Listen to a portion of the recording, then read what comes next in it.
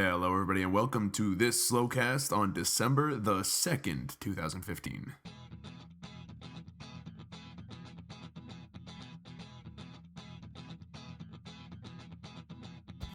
On today's Slowcast, we're going to be taking a look at the anticipation that you guys have for patch 2.13, a symbiosis. And it's going to be interesting, actually, reading what you guys have to say about it and what your worries are. We're then going to take a look at the Challengenauts and some of the zany challenges that the community has put forward, including some that involve some headhunting and all that stuff, and I'm really kind of happy that I dodged that bullet. And finally, not that I actually earned the bullet in the first place, but let's just not talk about that right now. And then finally, we're going to talk about the one thing that I really want for Christmas. All that coming right up.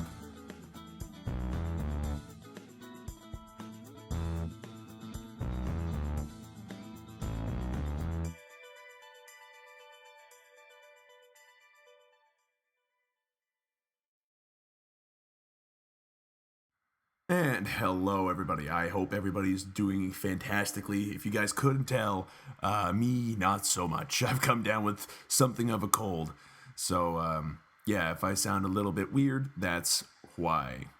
Why don't we go ahead and start talking about the very first thing that we've got going on today. We've got patch 2.13 coming out on Wednesday, which should be, it's tomorrow as of the day of this recording. It's currently Tuesday, December the 1st. But for you guys who are listening to this, this should be up on December the 2nd, which means the day that it comes out. And it's a pretty big day for Awesomenauts. A lot of, like, we've talked about this in both of the previous Slowcasts because it's honestly the biggest news that we've ever seen as a community before. Between big tournaments, between all kinds of other stuff, nothing has quite hit the same level of hype that Ronimo has wanted to put out with this particular patch. With the exception of Starstorm, to be honest. Let's be honest. When they came out with Starstorm as an expansion, they were super psyched about it, and everybody was psyched about it. Heck, I donated way too much money to it, but that's largely because I didn't have the money to donate in the first place, but let's not talk about that right now. So, we've got patch 2.13 that's coming out, and the one thing that seems to be cropping up a lot is worried as a word. Like in a word, it seems like the majority of people are worried, and you know what? At this point, I'm just gonna let it. Yeah, you know what? It's okay to be worried. It's okay to feel like this is maybe a little bit too big for its britches. I decided to take a look at the entirety of the patch notes, and I was going to look at the patch notes with the express intent of putting them together and then going through all the changes and being like, you know what, this is going to be a really good time. We got all these different changes. We got all this stuff. No, I decided against that because holy shit, have you seen the amount of changes that they're doing? And I'll admit, at first I was like, guys, don't worry about it. They're not making big changes or anything. Heck, if anything, we can be pretty much assured that there is not going to be a massive reckoning coming here. They're just going to change the numbers around so that way they're all the same at a certain point in time, and over the course of a game, levels matter more or less. That's all that I thought they were going to really change. But as time was on, and as people managed to get more and more time in the beta, and I'll be like absolutely big round of applause to all you guys, because you guys did a lot of work going into that beta and making sure that you put in the test work. So again, super happy with you guys. And you guys put in a lot of time, and Ronimo seems to have responded with it a lot. A lot. And I'm looking at all these changes, and I can barely manage to put them together. I could, but it would take an obscene amount of time. So I'm currently scrolling through them. I'm still currently scrolling through them. Between 4 different beta builds. This thing is massive. And I left that silence there, not to cough, no. Only to emphasize just how massive it was. So, I want to go back to what was something that if anybody had decided to look into my previous history as far as commenting and forum posting goes, what people would have found very, very easily. What people would have found very, very easily is that I was definitely an advocate for lots of small, measured, very careful changes. When it comes to mixing up the pot, yeah, you have to make a big change. You have to to borrow the incredibly cliched literary term here, you have to break a couple of eggs to make an omelet.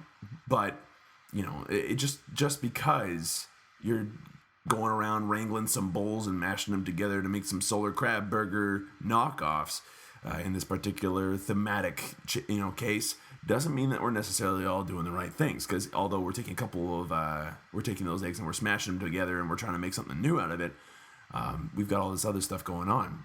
And again, I'd like to reiterate, I initially thought that the majority of the numbers would just be rebalanced so that way they'd be the same at around level 6 or level 15 or whatever it was at the time. And that over the course of a game, it would be HP and damage that would kind of determine who's on what, and there'd be a rubber band mechanic and all this other stuff. It sounded absolutely great, and that stuff's all still in there. However, it's become very apparent that Ronimo has decided to make this not only a massive mix up the basket level of patch here. Like, Super Symbiosis is the biggest patch I think I have ever seen. In terms of patch notes and everything else, which is also a byproduct of Jasper doing an incredible job just talking with people and making sure that Ronimo and the community are talking. That's amazing. That's super important that that's happening. But even discounting the fact that they're just talking a bit more, this is massive. Like, there's at least 2 to 3 lines for even the smallest little changes that they're making per patch note. And I'm looking at Sentry. He's got at least 5 or 6 in every single one of his entries, with the exception of Beta 3, it seems. Beta 2.2, sorry. So there's a lot of stuff going on. A lot of balanced stuff going on. Scoop's Chalice is being changed up. Rocco's getting a bunch of different changes to his damage and stuff as well. You've got a whole bunch of stuff. I really can't go into much more depth because I'm kind of at a loss of words with how much everything's being changed. And I think that's what everyone's got going in terms of, whether or not they're worried. Why are they worried? Because not only are we completely changing one of the fundamental, the fundamental feel of Awesomenauts, and we're making it feel more like it's around experience and less about solar, which I'm fine with. I like that change personally, and I've talked up and down all about that in previous Slowcasts, I think. I mean, point me out if I'm wrong, but I'm pretty sure I have. The big change here that I think has a lot of people worried isn't the XP. It's the XP plus everything else. And at first I was like, okay, it's only a couple small changes. But it's a lot of big changes. So are people right to be worried? And my answer is yeah. Yeah, they are. But to what end can you be worried and have it make sense, I'm worried that it's going to be unbalanced, but we already have a decent amount of imbalance. Let's just look at Lone Star for a second. That motherfucker needs a nerf. Let's be honest. His missiles and booming bullets are pretty ridiculous, and although there have been some pretty spot-on mini nerfs to kind of keep him under sort of control, yeah, he could use some number changes pretty badly. That's fine. I get that. That's wonderful. I'm looking forward to that and seeing how that rebalances the game, at least around him and the current meta of push till you drop. But from the math that a lot of people have been putting out, from theory crafting and the rest, it seems that there's a brand new meta emerging, which is again assassins with high bursts in the early game.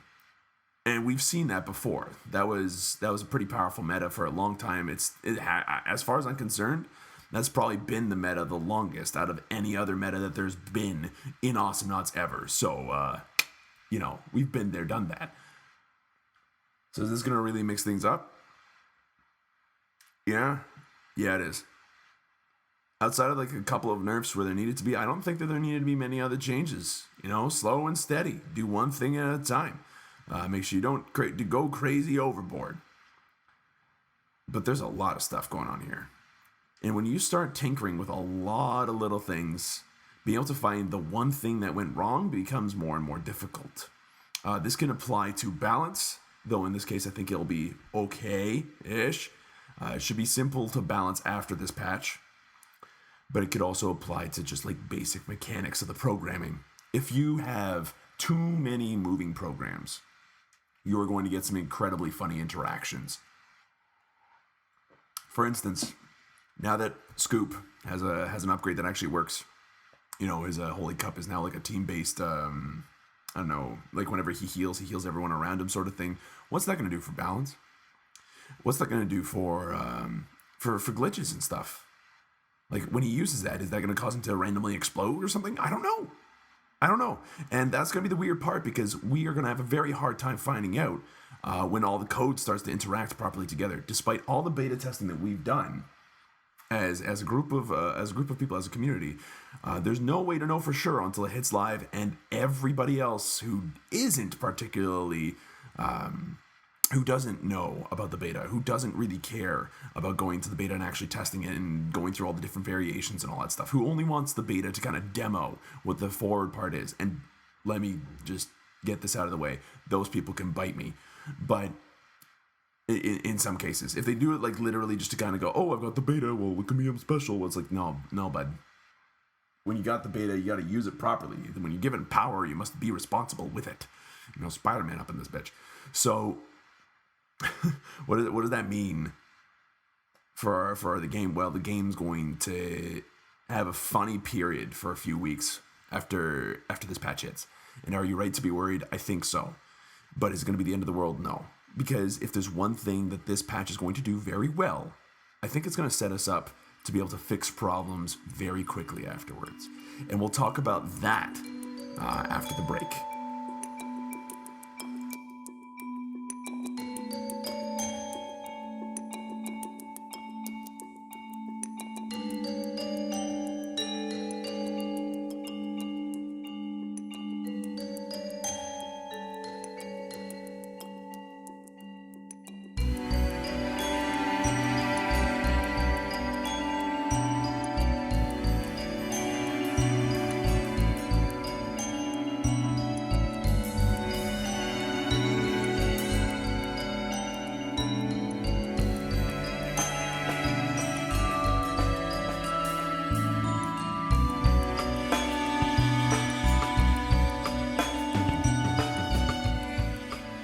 That track comes from the Threshold of a Dream OC Remix album. That track in particular is called Full Moon Cello. It's a remix of the Tail Cave theme from the game, and it's by Theophany.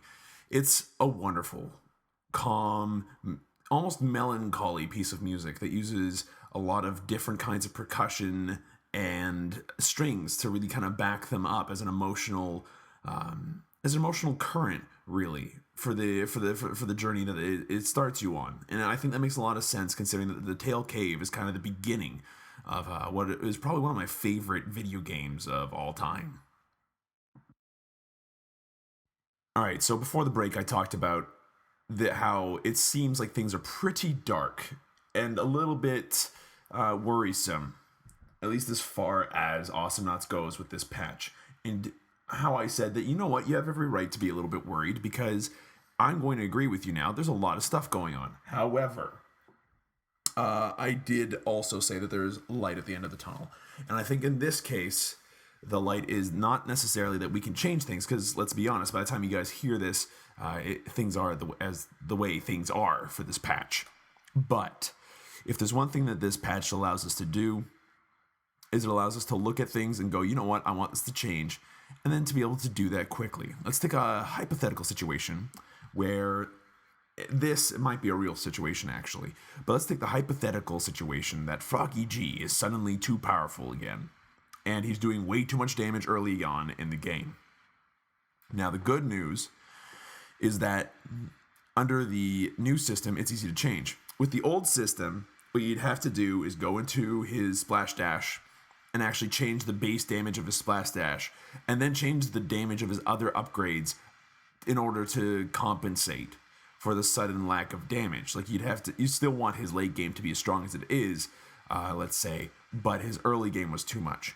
So to do that, you'd have to change all that and it'd be a pain in the butt.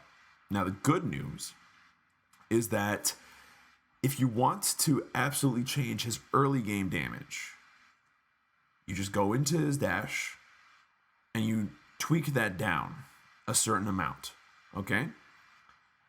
And at that point, early game, he'll do less damage. Now, because of the new system in place, yes, that means he'll do less damage throughout the rest of the game. However, it becomes a lot easier to deal with that when you just go into one of his upgrades and go, you know what we just did? We took out of his total damage, we took maybe 50 off of his base 250 or something like that. That's about 20% of his dash damage gone. We still want that when he's nice and big at level 16. So why don't we make his dash upgrade damage give him that extra 20% at that point? And at that point, you just do the math, you add on the percentage, and voila. He's got a nerfed early game with a just as strong, late game. And that's kind of what you want. Now, it sounds similar, but instead of affecting a bunch of base damage skills, which affects the value of those abilities greatly. Like, if you can just buy an upgrade and it gives you straight up 20 damage. All right, that is effective a lot of cases, at least back then. And now, with the way you got things going on, if you buy an upgrade and it gives you a percentage early game, it's not going to be able to give you that same bonus. So your early game is nerfed. But if you buy that later, it is a far more effective use of solar. And it's that level of balancing that it's going to allow a lot more intricacy with how Ronimo deals with things. So is it simpler?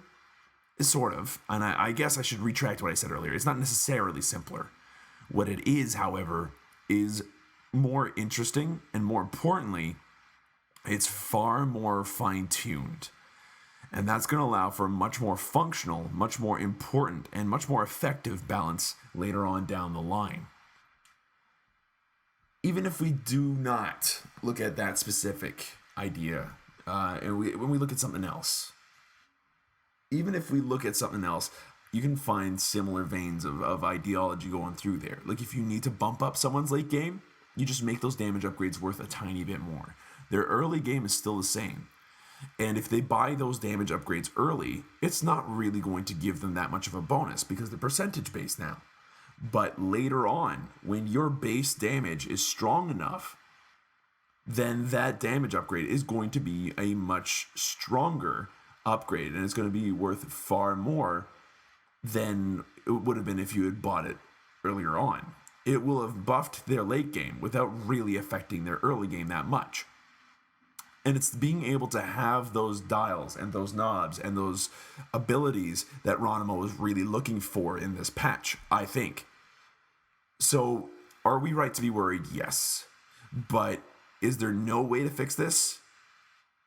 I would disagree. There are plenty of ways to fix this. And now Ronimo has given themselves a brand new way to do it with this XP system.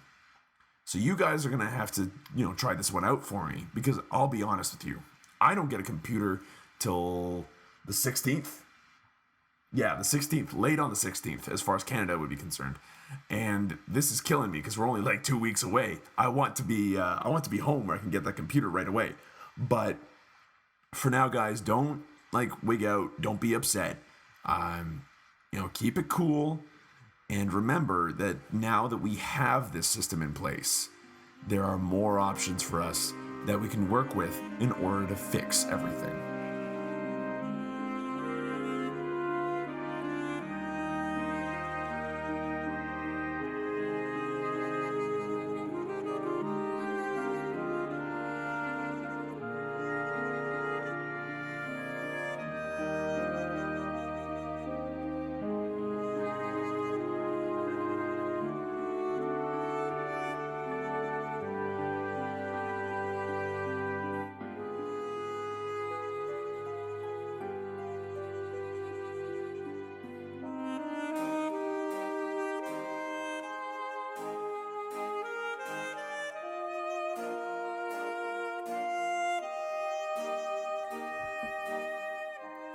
And that tune was called Fascis Templum.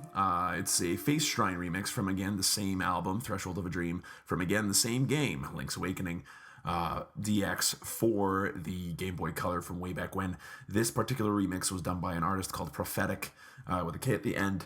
And the reason why I like it so much is because that particular moment of the game, I've already wigged out enough. I wrote a blog post on it, and I was superbly impressed with how the game managed to pull off that particular section. Now, this song takes what is normally an incredibly, melancholic, sad, and almost like disturbing theme and manages to make it reassuringly bittersweet instead, which is something that the game didn't necessarily do very well until the very end. They didn't want bittersweet, they wanted that mystery. And in this case, Prophetic did an excellent job of making it so that way when you listen to it, you went, you know what? Maybe things won't be so bad after all. All right, so that's enough bitching about 2.13. Let's go ahead and talk about another thing that's been happening in Awesomenauts very recently, and that there's only a few more days left in it. Let's talk about the Challengenauts. So Challengenauts is a community. It's a community thing that people have put together, and it's kind of like an achievement system for Awesomenauts where you can go in and get prizes, and it's just like it's a little game. It's for fun, and you know what? It's not so bad. In fact, it's pretty cool what a lot of people managed to pull off with it. In fact, there are well over, let's see, how many challenges do we have? The first page alone gets up to that. So let's see. Oh, wow. So we have 236 challenges, of which a decent number have been completed. You can complete each challenge 3 times, and every person that completes it gets a prize. And they are split up into 7 different categories. 8 different categories. The first category is character-specific ones. So, for instance, Froggy G. The first challenge is to kill a player with reflected precision shot. You know what? You think that would be pretty hard, but it's happened 3 out of 3 times already, so that's already done. But for instance, bowl 3 players at once, causing your team to score a wipeout. That's a Lone Star specific one, and it hasn't yet to happen once. So yeah, that's interesting. The next one is accomplishments. These ones are already pretty much done. The only one left in this category is score a triple kill while the enemy team has destroyed 4 more turrets than your team. It doesn't say then win, but you have to score a triple kill while the enemy team has destroyed 4 more turrets, which is a little bit difficult. But all the other ones, like killed 100 droids under 10 minutes, and a bunch of other ones have been done. And we've got the map mastery ones, which are map specific, like feed the worm 5 times. We've got Headhunter, which is look out for these very specific people, like Yost. Make toast out of Yost, kill him with Nib's fire breath, or watch him burn in the Inferno device.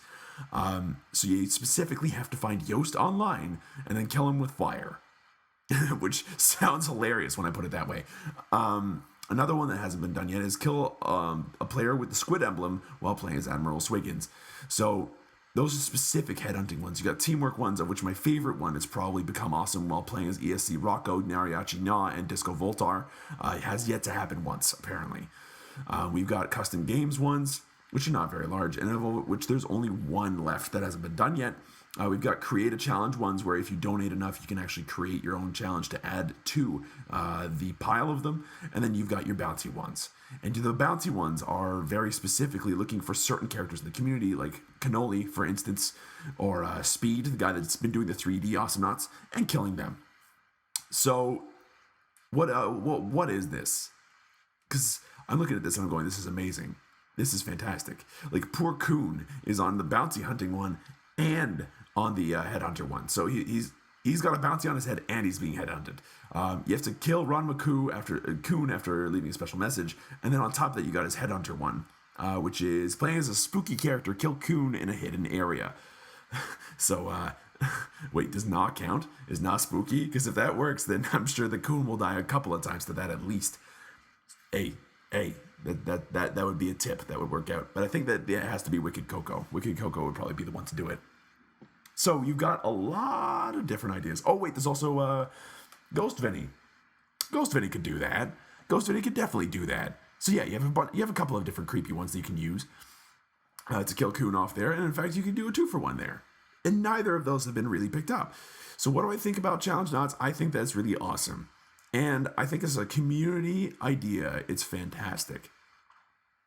I think it'd be super cool if we could incorporate some of these as actual achievements, though. I mean, could you imagine?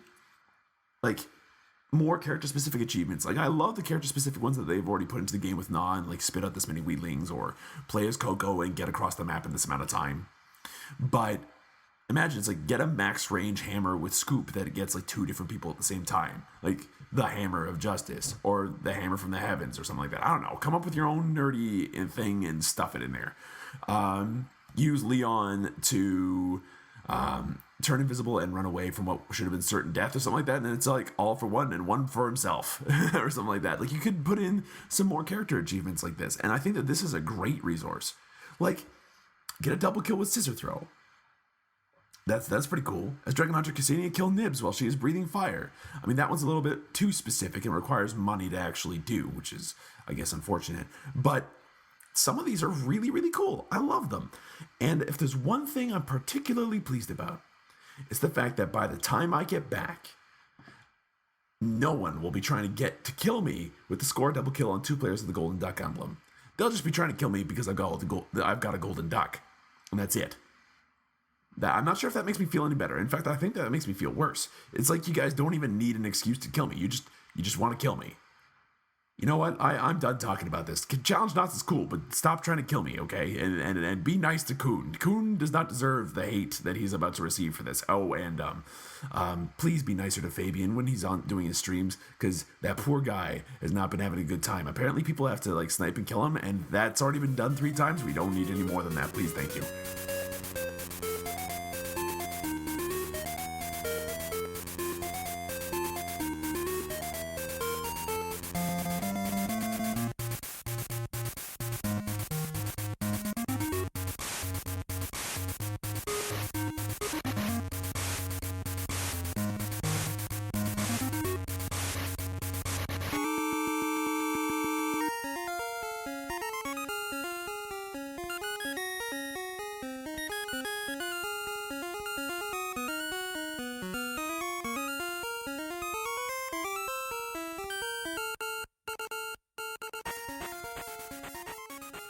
And that track was called I Don't Know Who I Am Anymore. And that's the Player Select theme, remixed by Sloppy Goop, again on the same album. Today's theme, if you hadn't noticed, was Link's Awakening. It's been on my mind a little bit recently.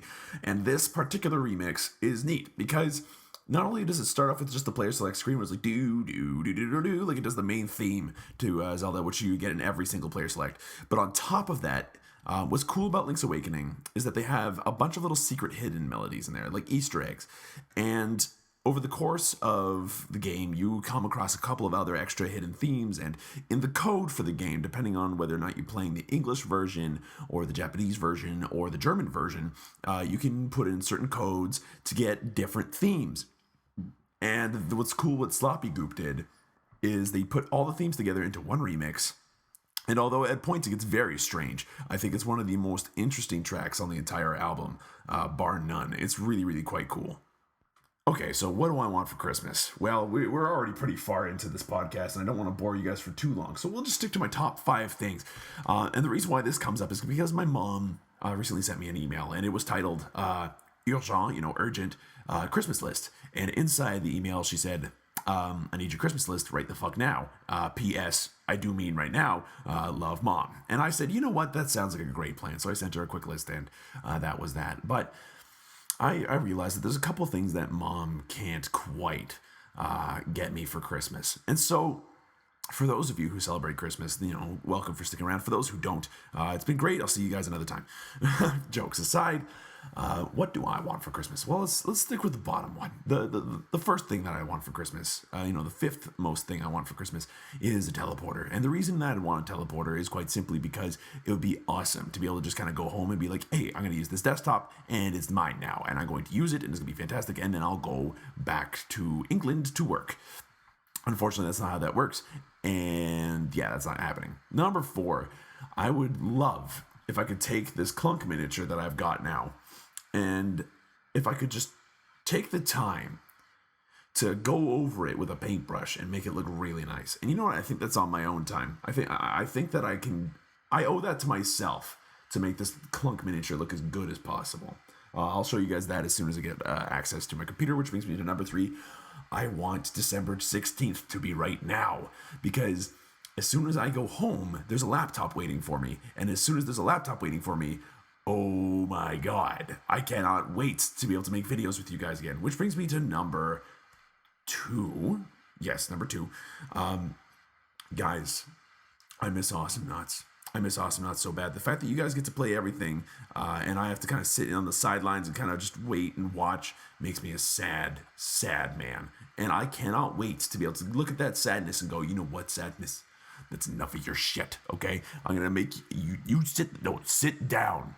I don't want any of it. You stay there. Good. Now you stay there while I play video games. You.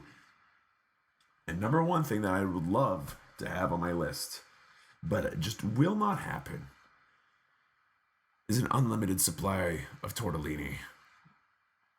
I want a gigantic mountain of tortellini. Why? Because tortellini is actually the perfect food. It's noodles, which I love, which has pockets, which I also love, of food inside the food. And that food inside the food can be anything. It could be more noodle. It could be ham and cheese. It could be spinach and ricotta. It could be beans. I mean, it doesn't matter. It's tortellini. And that, as silly as it sounds, I would absolutely love for an unlimited supply of tortellini to be able to stuff my stupid, fat, wolfish face with every single day. That would be the top of my list. All right, and as for the last section of our Slowcast, as per last time, we're continuing to the tradition of looking over some of the comments that we got from last time. So, from David Bielsa, isn't Voltar the worst knot of the cast even after the revamp? He seems so. I would disagree. And with the XP changes, I would definitely disagree. I have a feeling that he's going to be somewhat useful now.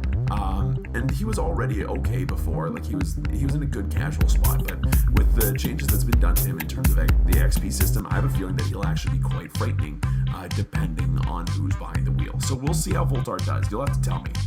Gunsy says, I was very anxious about the Awesomnauts changes, but you resolved all my worries with your soothing voice. Well, unfortunately, my soothing voice has left, and your worries have probably come back, so I am very sorry. Shadden49 says, personally, I think the XP system is a good thing, but I don't have two concerns. I don't want it ebb too snowbally because at the moment I've noticed matches tend to be a bit on the quick side, at least in my experience. The other things I feel like as the biggest change Geronimo has ever made in the game, hands down, that it will require a lot of time, and they have been known to rush patches at the door in the past, so I'm worried that if those happen, the results could be worse than just some people complaining on the forums, but either way, I'll choose to remain optimistic for now.